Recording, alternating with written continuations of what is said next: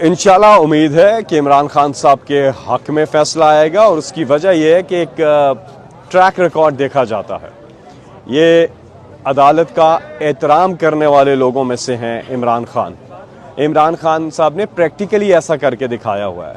इमरान खान साहब ने जो जजेस की बहाली, अदलिया के वकार की जो कैंपेन थी उसको लीड किया था और उसी बेसिस के ऊपर, प्रिंसिपल ग्राउंड्स के ऊपर इमरान खान साहब ने इलेक्शन का बाइकआउट किया था।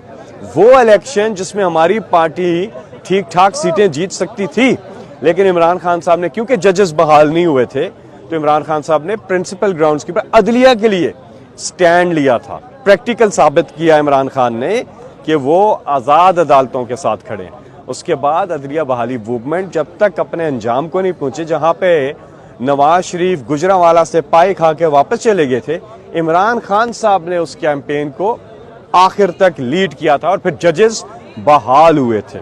और इसके अलावा भी जब पनामा का केस आया और इमरान खान साहब पे नून लीग ने उल्टा मुकदमा कर दिया कि इमरान खान साहब बताएं जी कि उनके पास कहां से आए हैं वो हलाल की कमाई जो उन्होंने बाहर मुल्क की और एक एक पैसा बैंकिंग चैनल से पाकिस्तान लेकर के आए, उसके ऊपर मुकदमा कर दिया। इमरान खान अदालतों से भागे नहीं, अदालतों का एहतराम किया, पेश हुए।